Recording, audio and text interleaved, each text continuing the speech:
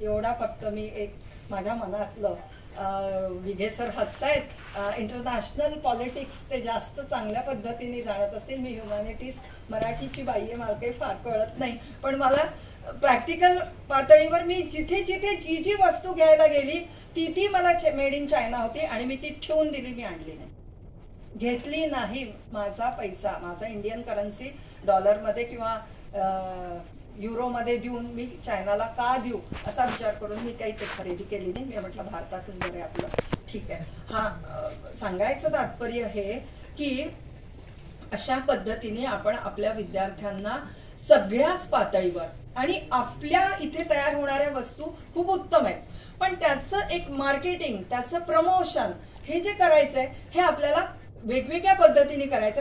त्याच्यासाठी NEP ने देऊ केलेले जे व्हर्टिकल्स आहे त्या व्हर्टिकलचा खूप सुंदर पद्धतीने उपयोग आपल्याला आपल्या येणाऱ्या पिढीकडनं करून घ्यायचा, आपल्या विद्यार्थ्यांकडनं करून घ्यायचा आहे. पुढे जाऊया. Multidisciplinary 3 years UG programme in verticals. मी आत्ताचे तुम्हाला सांगितलं की आपले कोणते कोणते व्हर्टिकल्स आहेत. 6 महत्वाचे व्हर्टिकल्स आहेत. यामधले सगळ्यात त्यामध्ये पहिलं व्हर्टिकल जे आहे ते major, department specific course, electives, minimum 50% of total credits आणि 60 ते 66 क्रेडिट्स आपल्याला 3 वर्षात UG पातळीवर मेजरचे घ्यायचे. हा महत्वाचा व्हर्टिकल जो आपण विषय असायचा आपला पूर्वी. मेजर हा विषय असायचा ना आपला इतिहासातला एक विषय, जो आपण अभ्यासक्रमातनं आपल्याला जे काय 6-7 घटक दिले जायचे त्याच्यातनं जो आपण अभ्यासक्रम शिकायचो तो म्हणजे मेजर. आता तुम्हाला मेजर मध्ये अमुक अमुक इतके इतके क्रेडिट्स घेऊन आठवड्याला 4 क्रेडिट्स घेऊन तो शिकायचा आहे, 90 दिवस शिकायचा आहे. त्याच्यानंतर मायनर क्रेडिट्स कडे तुमचं लक्ष वेधते. तुम्हाला पुढच्या वर्षी म्हणजे आपल्यासाठीची देऊ केलेली स्कीम आहे याच्यामध्ये आपण पहिल्या वर्षी 3ही विषय हे मेजर म्हणूनच दिलेले आहेत. आता त्याला आपण असं काही मेजर मायनर असा हे केलेलं नाहीये, त्याचं वर्गीकरण केलेलं नाही. त्या विद्यार्थ्याला आपण इथे संधी दिलेली आहे की बाबा रे तू पहिल्या वर्षी ये आणि ती पहिल्या वर्षी आल्यानंतर तुला 3 विषय आम्ही देऊ करतो. त्या 3 विषयांपैकी तुला जो हवा तो विषय तू दुसऱ्या वर्षी मेजर म्हणून घे, त्याच्यातलाच एक मायनर म्हणून घे आणि एक विषय दे सोडून, काही गरज नाही. आलं लक्षात? अशा पद्धतीने आपलं हे स्ट्रक्चर आता पुढे जाणार आहे. पहिल्या वर्षी फक्त 3 आणि दुसऱ्या वर्षी आणि तिसऱ्या वर्षी पासनं 2-2, एक मेजर आणि एक मायनर. पण बाकीचे जे व्हर्टिकल्स आहेत ते व्हर्टिकल्स तुम्हाला वेगवेगळ्या वर्षांमध्ये आणि वेगवेगळ्या सत्रांमध्ये तुम्हाला पुन्हा देऊ केलेले आहे. त्यातला ओपन जेनेरिक इलेक्टिव्ह कोर्स हा तुम्हाला 10 ते 12 क्रेडिट्स मध्ये करायचा आहे.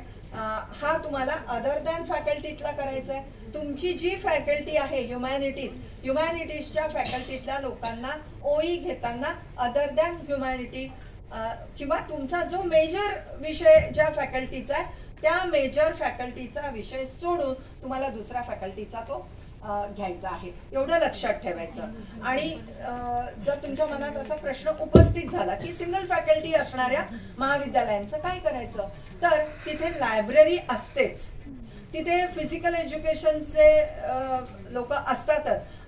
मॅडम इथे बसलेल्या आहेत, चौखंडे मॅडम ज्या इंटरडिसिप्लिनरीच्या डीन आहेत. मॅडमनी आपल्याला इतकी छान मदत केलेली आहे की इंटरडिसिप्लिनरी मध्ये येणाऱ्या विषयांमध्ये ग्रंथशास्त्र आणि तिकडे फिजिकल एज्युकेशन, शारीरिक शिक्षण याचे काही छोटे ओळी त्यांनी आपल्याला त्या इंटरडिसिप्लिनरी मध्ये दिलेले आहेत. ते विषय घेऊन ते मुलं तिथे करू शकतात. जर त्या ग्रंथपालच आहे तिथे, मग त्यांनी काय करायचं, तू काही शिकवायसाठी काही त्याला डेप्यूट केलेलं नाही. तर आत्ताच धोटे सरांनी इथे त्यांच्या लोकांना त्यांच्या सायन्सवाल्यांना तेच सांगितलं की OE हा असा आहे, हा विद्यार्थ्यांनी आपला केला तरी चालेल. म्हणजे त्याच्यासाठी अगदी काही क्लासरूम मध्ये गेलंच पाहिजे आणि अगदी शिकलंच पाहिजे असं काही नाही. विद्यार्थी स्वतः पण काहीतरी करतात ना, त्यांची पण एक स्वतःची काहीतरी जबाबदारी आहे. तर 2 क्रेडिटचे एकेका सत्राला 4 क्रेडिट साठी त्याला जर OE करायचे आणि अदर दॅन आपल्या स्वतःच्या फॅकल्टीच्या व्यतिरिक्त करायचे, तर आपल्या सर्व शिक्षकांची ही जबाबदारी आहे की त्याला त्यांनी निवडलेल्या मेजर विषयाशी किंवा मायनर विषयाशी रिलेट करणारे किंवा त्याची स्वतःची आवड लक्षात घेऊन भविष्यात त्याला काही त्याचा उपयोग होईल का हे आयडेंटिफाय करून तुम्ही त्याला ओळी घेण्यासाठी मदत कराल आणि वेळ आली तर थोडंसं शिकवाल, गायडन्स कराल, मदत कराल. आणि इतर कोणत्याही महाविद्यालयांमध्ये ते प्राध्यापक असतील आणि त्यांच्याकडे विद्यार्थी फक्त शिकायसाठी येण्यासाठी उत्सुक असेल तर त्याला जरूर आपण ओळीसाठी मार्गदर्शन करायचं. उदाहरणार्थ भाषावाल्यांकडे ज्यांना मराठी व्याकरण हा मराठी बोर्डाने विषय दिलेला आहे ओळीसाठी आणि तो विज्ञानाच्या विद्यार्थ्याला करायचा आहे, व्याकरण शिकायचं असेल तर त्यांनी कुठल्याही मराठीच्या प्राध्यापकाकडे यावं आणि ते व्याकरण शिकून घ्यावं. कारण आम्ही हा असा एक डोक्यामध्ये विचार ठेवलेला आहे, असं आमचं एक उद्दिष्ट आहे की उद्या मुलं स्पर्धा परीक्षांना सामोरे जातात. तर स्पर्धा परीक्षांना सामोरे जात असताना ह्युमॅनिटीजच्या व्यतिरिक्त इतर शाखांच्या विद्यार्थ्यांना खूपदा राज्यशास्त्र घेऊन ते MPSCला UPSCला जातात, इकॉनॉमिक्स घेतात, मराठी तर अनिवार्यच आहे प्रत्येक परीक्षेमध्ये, तिथे खूप सारा व्याकरणाचा भाग आहे म्हणून तो आम्ही तिथे दिलेला आहे. इंग्लिश भाग हा प्रत्येकाला असं वाटतं की आपण शिकलं पाहिजे, इंग्लिश ही शेवटी कम्युनिकेशनची ग्लोबल लँग्वेज म्हणून आपण तिच्याकडे बघतो. तर असा सगळा विचार करून जे प्राध्यापक जिथे आहेत त्यांनी इतर डिसिप्लिनरीच्या स्टुडंट्सला ओळीसाठी स्वतःहून मदत करावी असं एक आवाहन मी फक्त विद्यापीठाच्या वतीने तुम्हाला करते. त्यानंतर vocational and skill enhancement courses या अंतर्गत vocational and skill enhancement courses अंतर्गत ACC म्हणजे स्किल इन्हान्समेंट कोर्सेस 6 क्रेडिटचे घ्यायचे तुम्हाला. त्यामध्ये लाईफ स्किल्सचा अंतर्भाव केलेला आहे. हा आणि पुढे VSc हे जे आहेत VSc मधले जे कोर्सेस आहेत हे मेजरशी रिलेटेड आहे, ते 5व्या आणि 6व्या सेमिस्टरला घेता येणार आहे.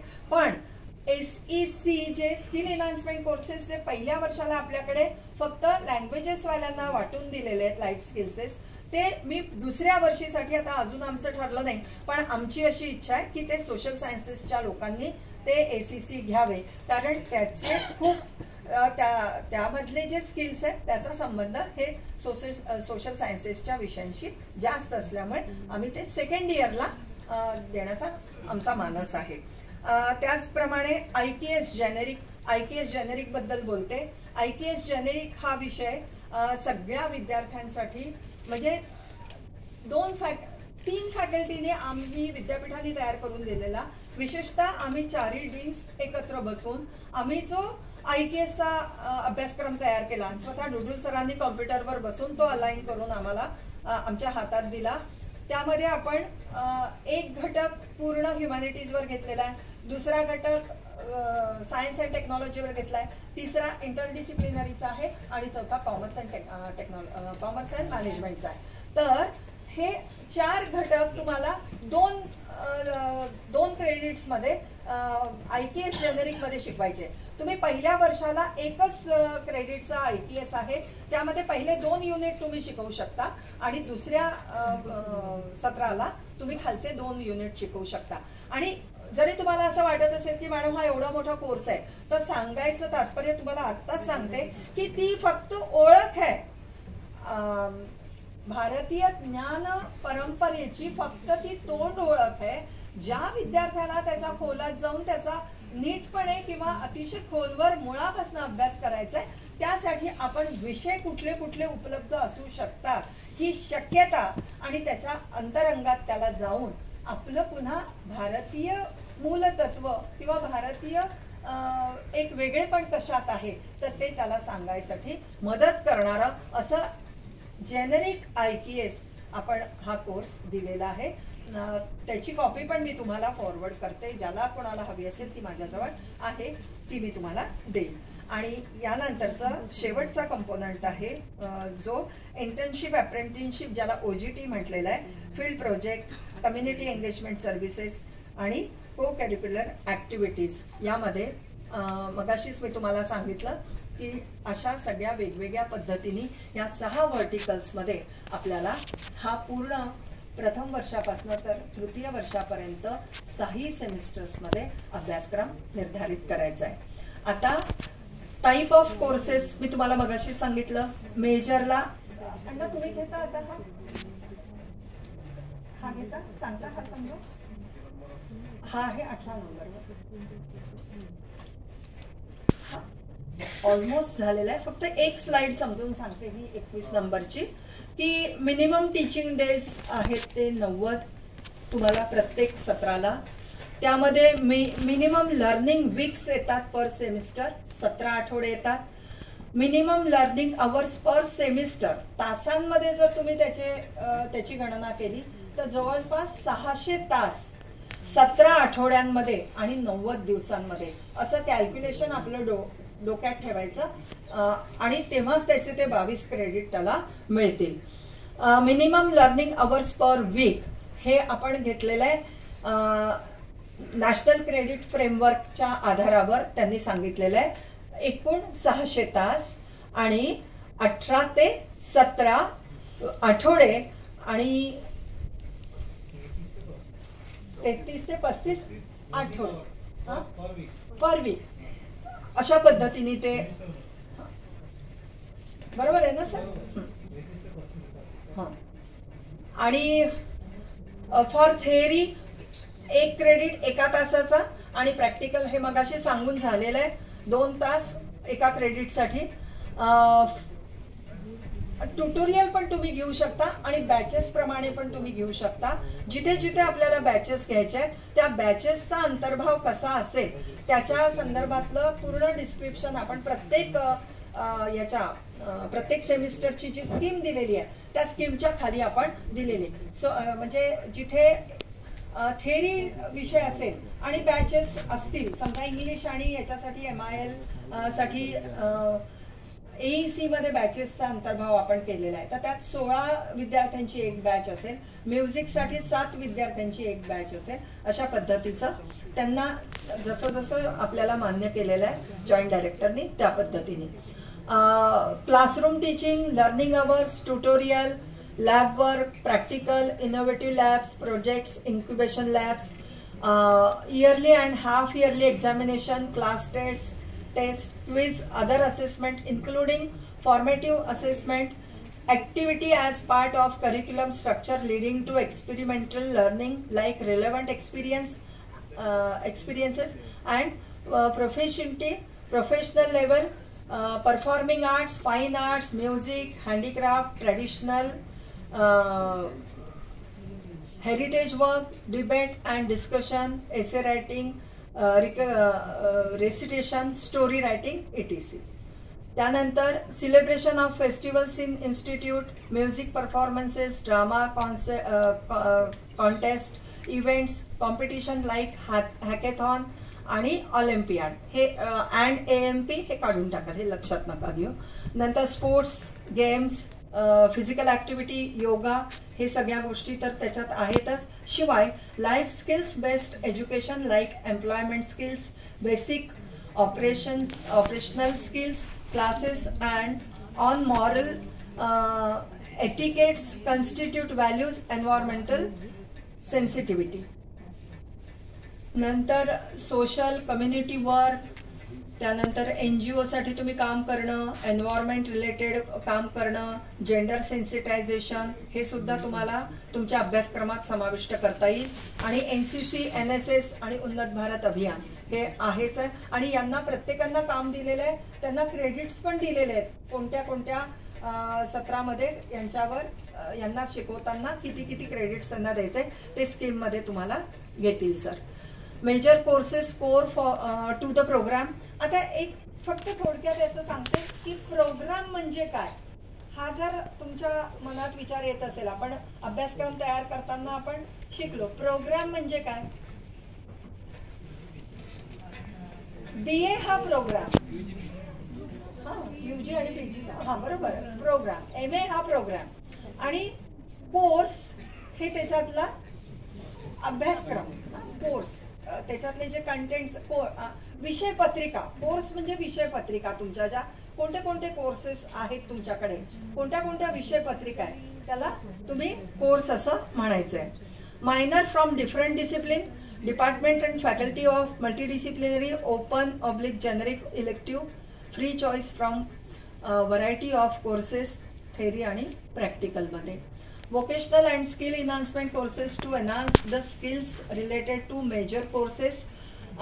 त्याचबरोबर वोकेशनल आणि स्किल कोर्स एनहान्समेंट कोर्सेसमध्ये ACC फॉर लाईफ स्किल्स आहेत. त्यामध्ये ACC मध्ये दिलेले आहेत पहिल्या सत्रामध्ये कम्युनिकेशन स्किल्स, प्रोफेशनल स्किल्स, त्यामध्ये करिअर स्किल्स आणि team skills, leadership and management skills आणि युनिव्हर्सल ह्युमन व्हॅल्यूज.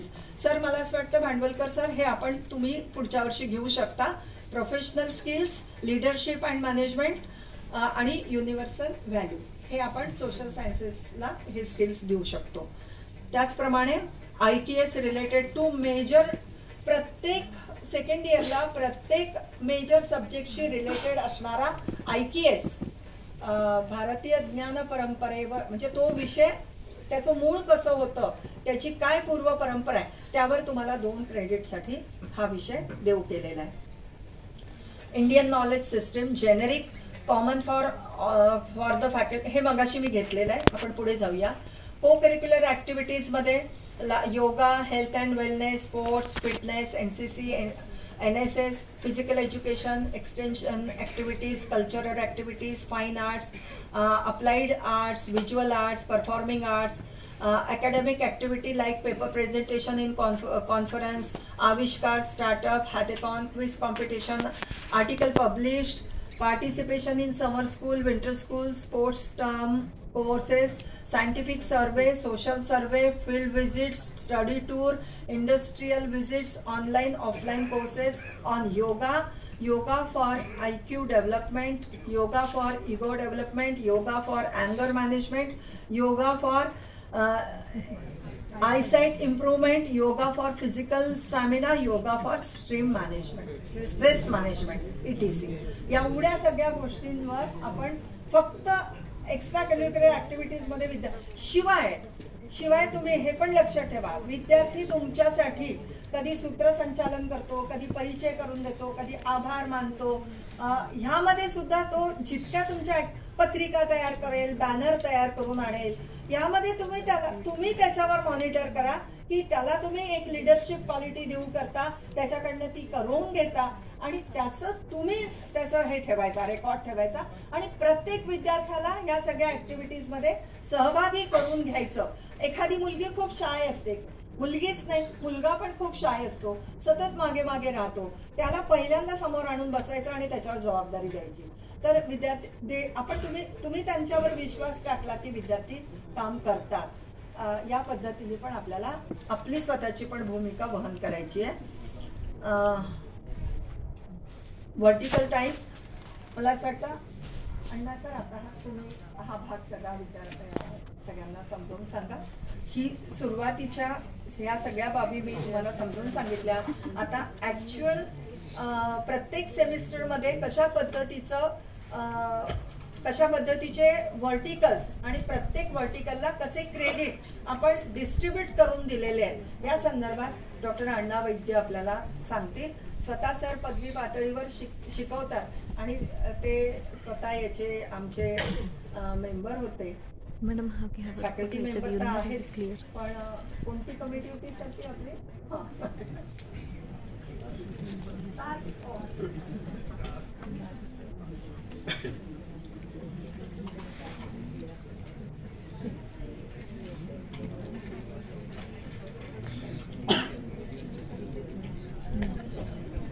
कर्मयोगी संत गाडगेबाबा यांच्या प्रतिमेस वंदन करतो. संत गाडगेबाबा अमरावती विद्यापीठाच्या द्वारे आयोजित आजच्या या जिल्ह्याच्या NEP प्रशिक्षण समितीच्या संदर्भात अतिक सरांचे आभार मानतो, तसेच डुडुल सरांचे आभार मानतो आणि उरलेल्या PPTतल्या ज्या काही स्लाईड आहेत ज्या की महाविद्यालयाच्या थेट शिक्षकाशी व प्राध्यापकाशी व प्रशासनाशी संबंधित आहे त्याच्याकडे येतो. मॅडमने खूप उत्कृष्ट पद्धतीने NEPच्या संदर्भातला जो ड्राफ्ट कसा बनला ते आजपर्यंतचा जो प्रवास आहे तो वेगवेगळ्या उदाहरणासकट त्यांनी आपल्यासमोर ठेवला. शिवाय डुडुल सरांच्या PPTतल्या सर्व मुद्द्यांना स्पर्श करण्याचा प्रयत्न केलेला आपल्याला दिसतो. आता ज्या पद्धतीने मागच्या 2 घंट्यामध्ये धोटे सरांनी खूप छान पद्धतीने महाविद्यालयीन पातळीवर NEPचं इम्प्लिमेंटेशन करताना कुठल्या पद्धतीने सामोरं जायचं आहे या पद्धतीने विवेचन केलेलं आहे.